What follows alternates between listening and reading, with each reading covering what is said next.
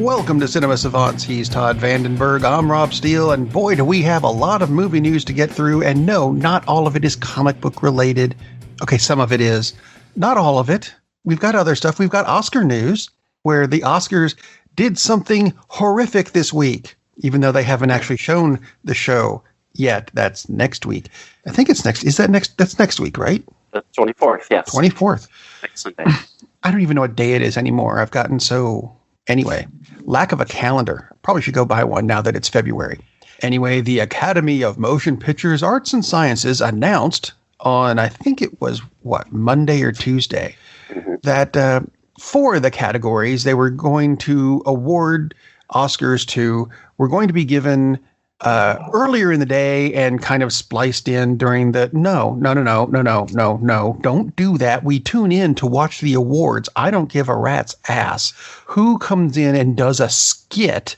We tuned in for the awards. Show us the awards. Do you agree with that? I think that's what we're.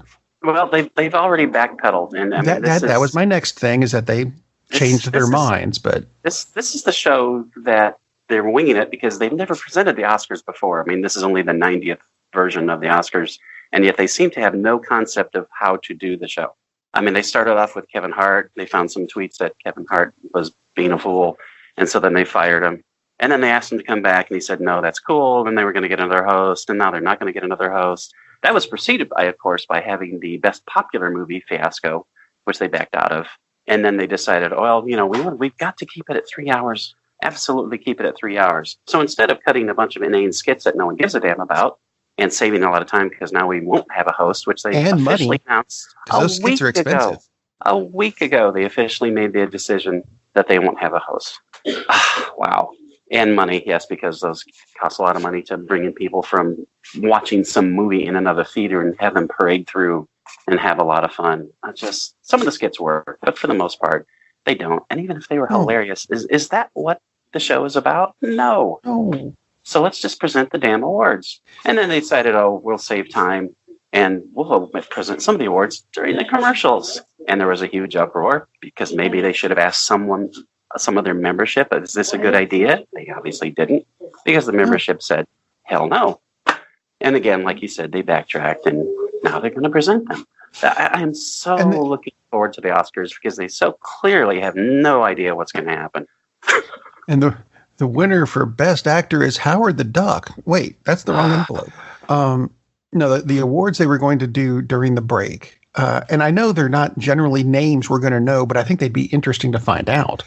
Who won Best Film Editing, Cinematography, Makeup, and to me, I think Live Action Short, which is the other one.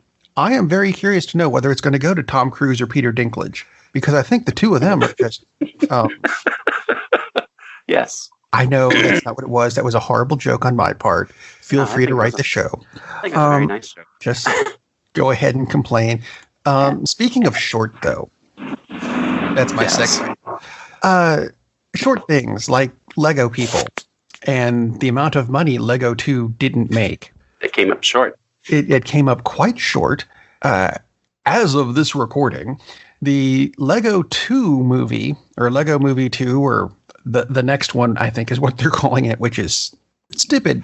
Let's compare the Lego 1 and Lego 2. Lego 1, after 7 days, had made $80 million, which is impressive because no one expected that. Right. Lego 2 has made $41 million in the same time period, which is just over half. Which is a gigantic drop-off because if the first movie is any good, it builds up expectations, and usually the sequel will make more, not half. I mean, that's to give you an idea, the opening weekend total was $34 million. Aquaman and Through the Spider-Verse, which came out back in December, are still pulling in $3 million apiece. Mm-hmm. And this brand new Lego movie, only 34. I mean, that's... Yep. I agree with the bird in the background. That's not going to cut it. Bird's happy. I guess the bird doesn't like Lego 2. It stepped on them on the way in. That's why it's yelling. I wonder if for the digital DVD Blu-ray release, they'll change the subtitle to The Last One. Because this kind of seems that's what's going to happen. I'm in favor of that. I didn't particularly care for the first one, but that's just me, I suppose. But anyway, speaking of Aquaman, the other DC movies, oh dear, because we're going there now, it was announced that Margot Robbie's character of Harley Quinn, who is going to be in her own, what was it, Gotham City, is the Birds of Prey, the redemption of Harley Quinn, the evil, bad, horrible person title is entirely too long to fit on a marquee, but we're going to make it this long anyway. Harley Quinn didn't like the Joker. I think that's the whole full title of it. I'm pretty close. Fantabulous is in there somewhere, though. Yeah, Fantabulous, which describes her hair. She is not going to be in the Birds of Prey movie, the Gotham City Sirens movie, the Batgirl movie, or the sequel to Suicide Squad. Holy cow, that's a lot of movies for her to not be. She's not going to be in the next Lego movie, the next Robin Hood movie. Star Wars. Yeah, she is in Star Wars. She's in the new Cantina scene.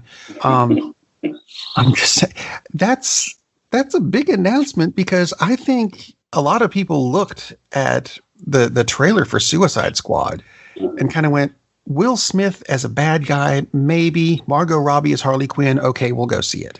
And the rest of everybody was just kind of, ugh. Exactly.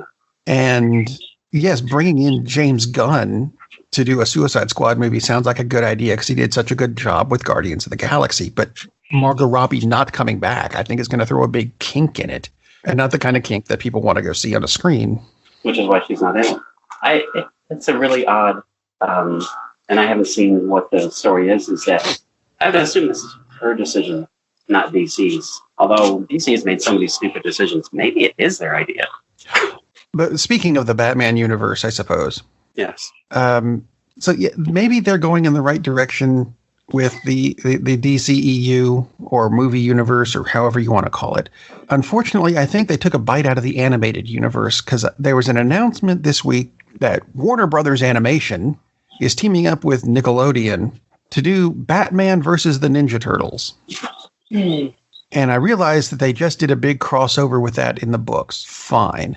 But I don't want to see this. And it's not mandatory that we have to, even though our slogan is "We watch movies so you don't have to." But I mean, seriously. And it looks like it's done with the. There was a really crap version of Batman, the Brave and the Bold. The Brave and the Bold version, which was horrible. And that looks like what kind of animation they're using in this. That's very unfortunate. Yeah, that is. That's tragic, and I do not like it. Take it away. Although there is some potential good Batman news. Which Batman we get? Yeah, it's because Ben Affleck officially stepped down, said, "I'm not Batman anymore." All right. One of the names, I mean, a lot of people want John Hamm to do it, but they've said, no, he's too old for the character we're doing. So we have to go back a generation. Right. And a name that's popped up a lot is Robert Pattinson, whatever. Sparkly Vampire Boy. You know who I'm talking about. Vampire Boy. I do know who you're talking about. And I can see it kind of working, but I'm going to go one better because of a movie I watched in the past week and a half or so. And I think I found out why this other movie wasn't as good as we wanted it to be. Because I watched the new Robin Hood movie with Taron Egerton. Mm-hmm. I think Taron Egerton would make a good Batman / Bruce Wayne, partially because of the Kingsman stuff, but mainly because I'm watching this Robin Hood movie and thinking this is not Robin Hood, because they've kind of played with it, a lot of it. Mm-hmm. It's not Robin Hood. This is a medieval Batman we're watching. Interesting take. With Tim Minchin as Alfred, which I think would be awesome as well. But yeah, what do you think of Taron Egerton as Batman? I think I like that. I think that would work.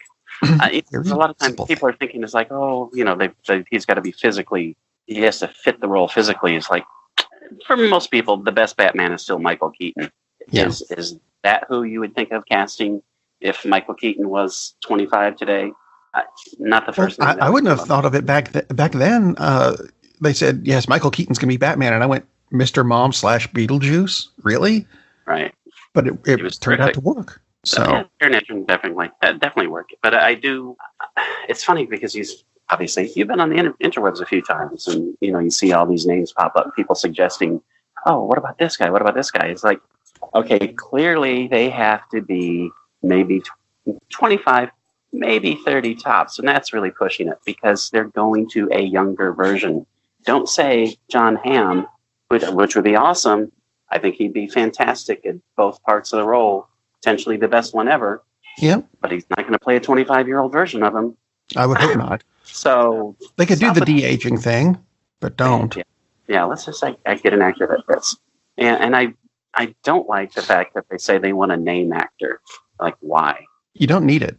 Get someone who, yeah, exactly. Do you need a name actor to go draw people to the theater for a Batman movie? That would be no. No. I didn't know who Christian Bale was, and I went. So, yeah. Or Christopher Reeve as Superman. It's like, at the time, no, didn't know. Exactly. So, no, you don't need a name actor, Warner Brothers. Just get the right actor. And this is kind of a name thing, because there's a series of, and yes, I know I said we're not doing a whole bunch of superhero stuff, just two more, just bear with us.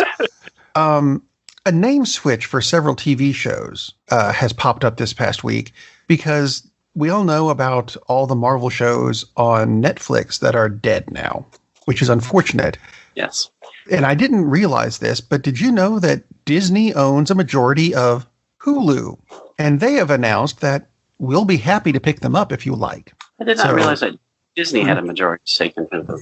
I did see they own everything these days. Why not? Right. That Hulu was talking about picking them up.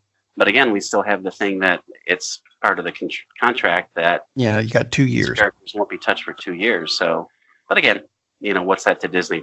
That's pocket change. Just like, okay, we'll buy that out. And they're still using Mickey Mouse after 500 years. I think we'll be fine. Yeah, exactly. And that would be terrific, because obviously Hulu has put out some really good quality material. They show that they're willing to invest the money you need to produce something decent. So, you fell for my trap. Did I?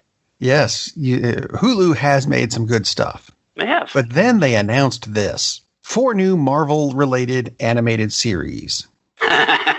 Yeah. Oh, and these do not look good. One of them is the aforementioned Howard the Duck. Yes. I have never heard of Hit Monkey, but he's getting a series. Hit Monkey sounds awesome. Okay. Tigra and Dazzler, which I think that's a very interesting combination to put together, although they're described as, how did they put it? It was something stupid. 2 woke superheroes and best friends. Yeah. Not interested in Tigra and Dazzler. No, and I like the character of MODOK, who is getting his own series, and I'm not sure how, because he's not that interesting a character. He makes a good bad guy, a good reveal bad guy. Mm-hmm. Where there's been a plan going on the whole time, and then it's revealed to be MODOK in charge of it.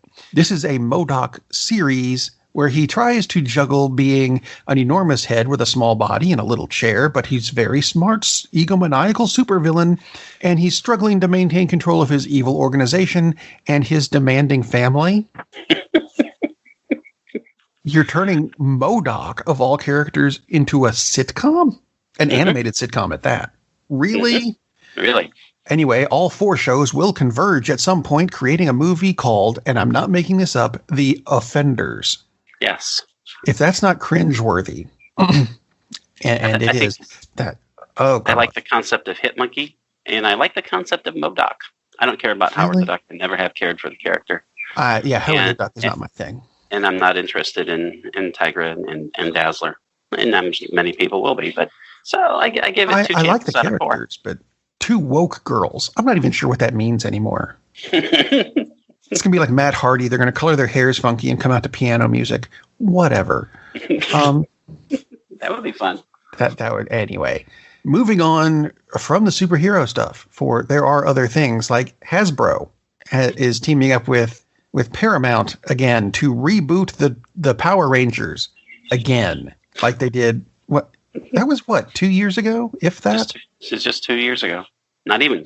Getting close to 2 years ago. And yet.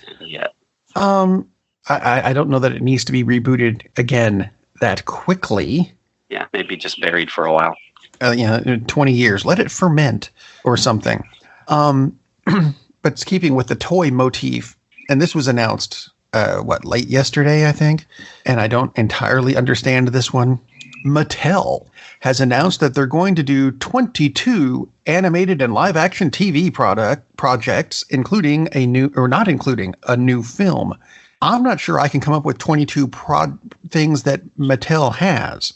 So, Well, what, Barbie, Hot Wheels, and I was going to say, you've got a dozen Barbie movies. You've got half a dozen Hot Wheel movies, and then whatever else they can throw in there. well, no, these are TV series. So each car gets its own series. Sure, Barbie, Skipper, Ken. No, Ken got divorced.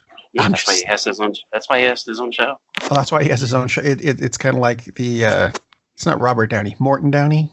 No, that's not who I'm thinking of. Jerry Springer. There we go. They all blur together in my head anyway.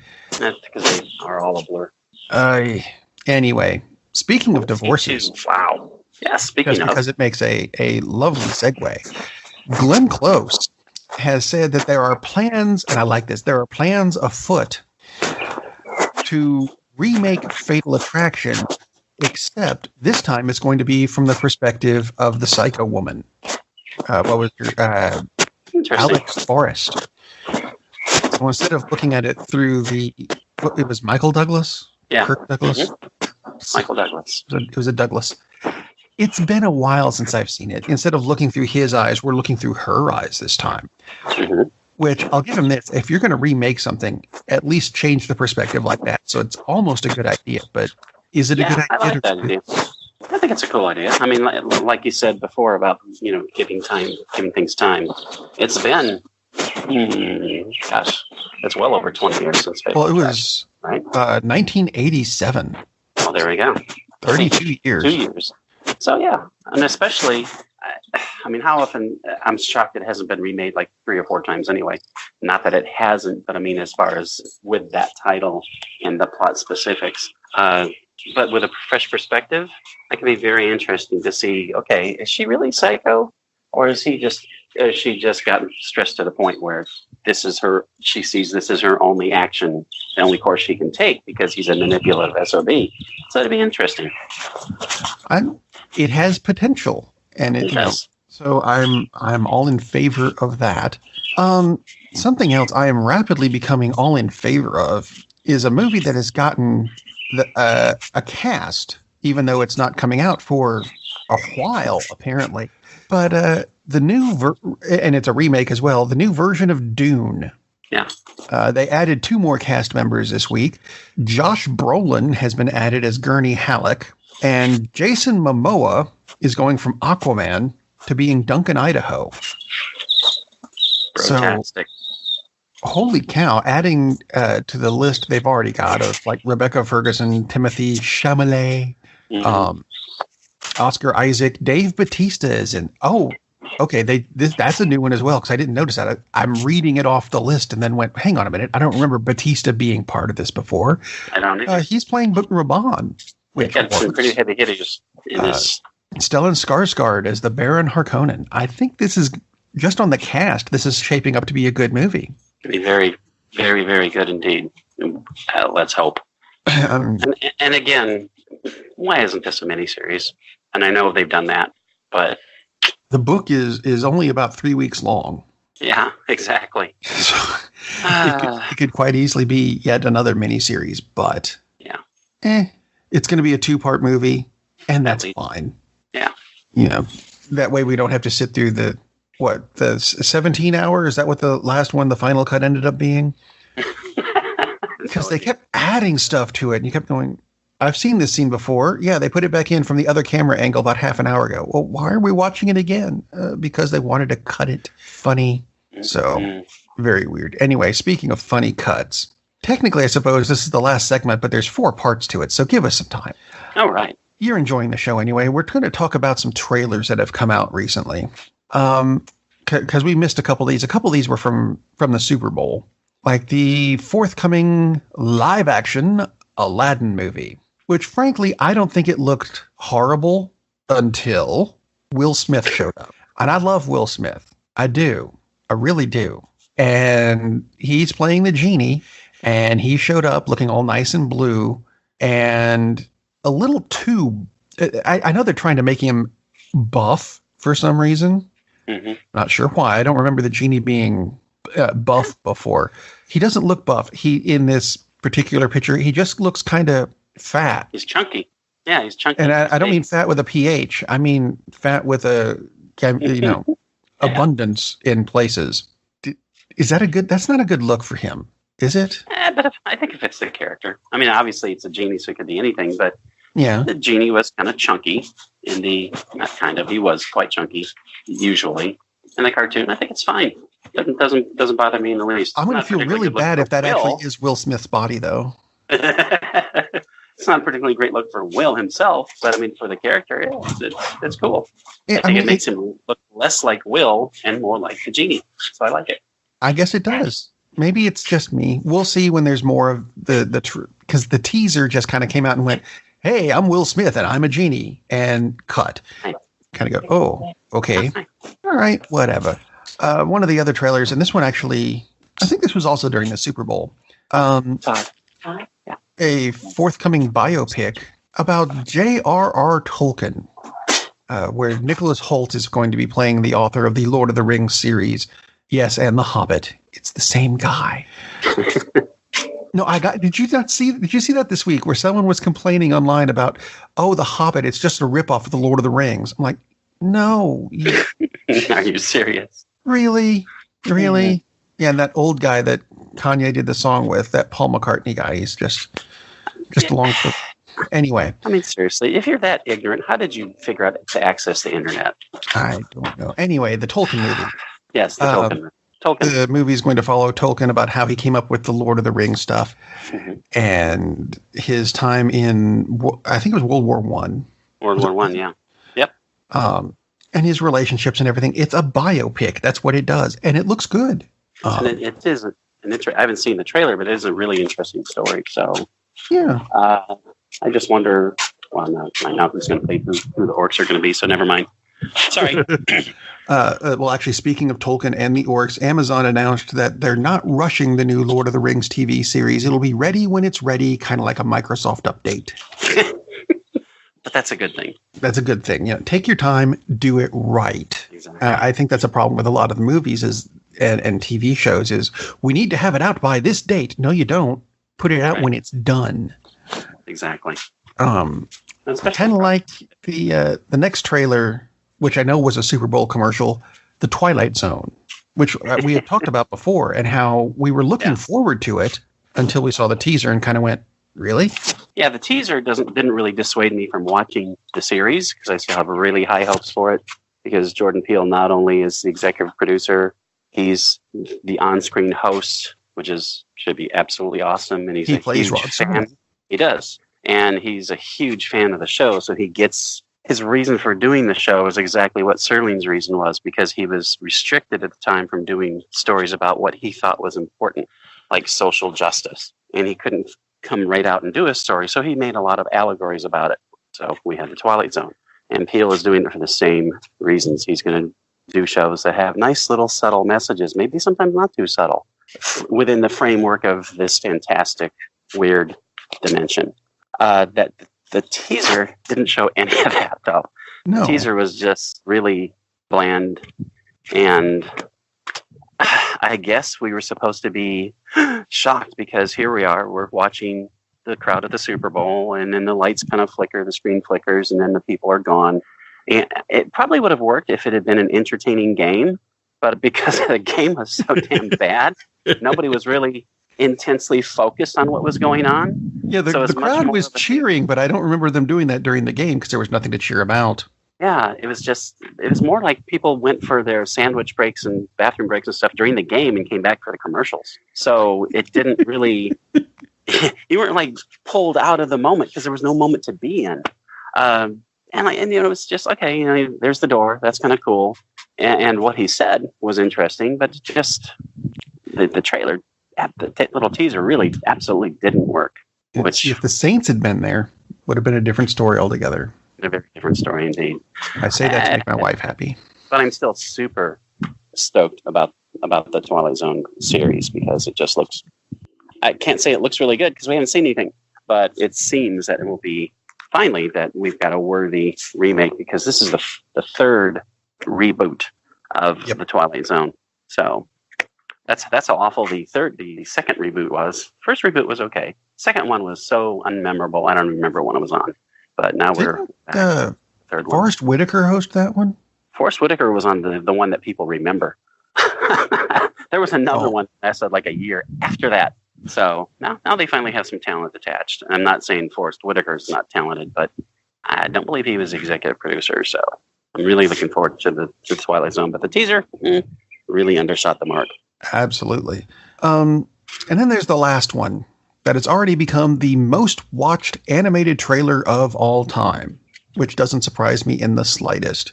It's for the second Frozen movie, which is coming out in November, I think they said. They didn't show a whole lot about the movie. They showed, and I keep getting their names backwards, the one that does the ice stuff. Is that Anna or Elsa? I don't know. I've got three daughters. You'd think I'd have had that straight by now, but you know what? I don't. She keeps throwing ice at the ocean and trying to run across the ocean, presumably to find her parents, I guess, and it keeps not working because, the ocean doesn't like to stay frozen, salt water and all that. And then the other one pulls a sword and attacks the camera, which I thought was an interesting way to end the trailer, but it just looked... It's kind of a nifty way of ending the trailer, but that's okay. Or teaser. It's not even a trailer. It's a teaser. Good news. No one sang during the teaser. So that's a start. It didn't look like it was going to be a bad movie. The first one I thought was a good movie. If you can please cut out the damn songs that were played to death. But Frozen 2, it looks good, but it looks a bit dark for what's supposed to be a happy, kid-friendly Disney movie. Interesting. Yeah. Well, maybe it will go to a dark place and then come back. I can't imagine come back to the light and we'll sing about it. Oh, and they will. They will indeed. Just to annoy the crap out of the parents who have to buy the soundtrack to shut their kids up. I'm sorry, was that out loud? Anyway, that seems to be... Have? Sorry, what? How many copies of the soundtrack do you have? Too many. On every device in the house except mine because I killed it. So there. Take that, Anna, Elsa, Snowman, whoever you... And then guy with the moose fetish or whatever it was. Yeah. Yeah. See? There's a way to end the show. Moose fetishes. That's all we've got for this week. But we'll be back on Friday with reviews, including Alita Battle Angel, because I know you've been interested in it. Todd has been interested in it. And yet I'm the one who went to see it. Haha. I'll tell you about it on Friday. Until then, you should probably get out and go see a movie. Captain, we're losing power in the warp engines. I think we should be leaving now. I'm going to go home and sleep with my wife. And on that unusually harmonious bombshell, it is time to end. I am very disappointed! Man, we have a weird job. It's shameful, but, it's a living. And like that, he's gone. Darn, that's the end.